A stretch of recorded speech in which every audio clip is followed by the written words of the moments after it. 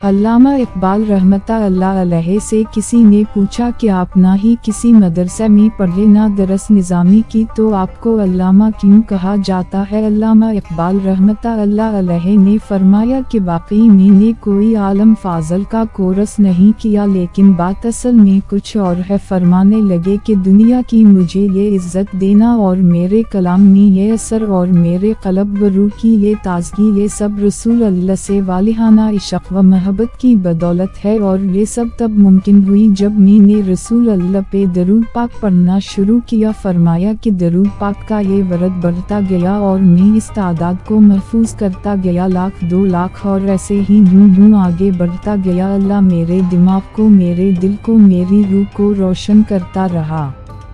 اور جب میں نے رسول اللہ کی ذات گرامی پہ 1 کروڑ درود پاک مکمل کیا تو اللہ رب العزت نے میرا انگ انگ روشن کر دیا، لوگوں کے دلوں میں میری عزت بیٹھ گئی، میرے کلام میں ایسا اثر ہوا کہ اللہ جب کلام لکھنے بیٹھتا الفاظ بارش کی طرح اترتے۔ اس کے بعد علامہ صاحب درود پاک تواتر سے پڑھتے رہے۔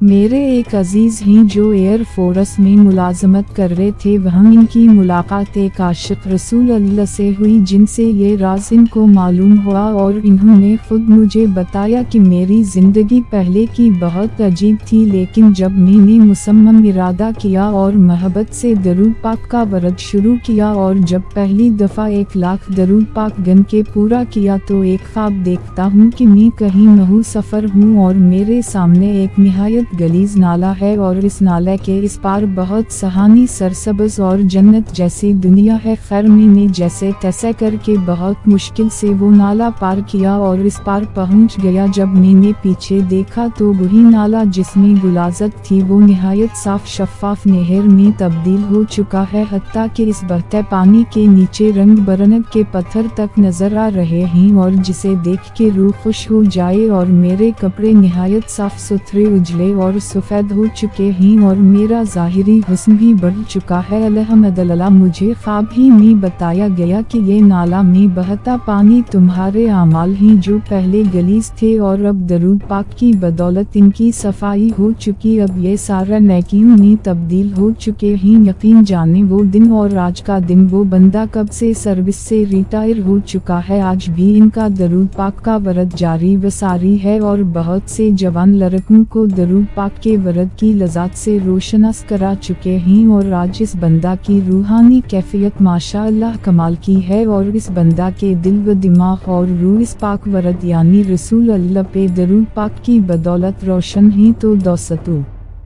آج ہی سے پختہ ارادہ کریں کہ انشاءاللہ میں نے رسول اللہ کی ذات مقدس پہ 1 کروڑ مرتبہ محبت و شوق سے درود پاک ضرور پڑھنا ہے۔ یقین مانیں جیسے جیسے آپ رسول اللہ پہ درود پاک پڑھتے جائیں گے آپ پہ بہت سارا انکشافات ہوتے جائیں گے، اور دل و دماغ و روح کے ایسے دریچے کھلیں گے کہ آپ ششدر رہ جائیں گے۔ روزانہ کی بنیاد پہ درود پاک کا ورد اپنا معمول بنا لیں۔ اللہ ہم سب کو رسول اللہ محمد پہ درود پاک پڑھنے کی سعادت نصیب فرمائے، آمین۔ اس پہ خود بھی عمل کریں اور اپنے گھر والوں کو بھی آگاہ کریں۔ پلیز آگے سینٹ کرتے جائیں، جتنے لوگ درود پاک پڑھیں گے آپ کو بھی ثواب ملتا رہے گا۔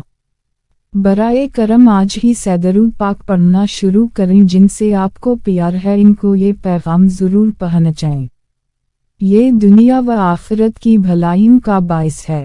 جزاک اللہ خیرن کثیرا۔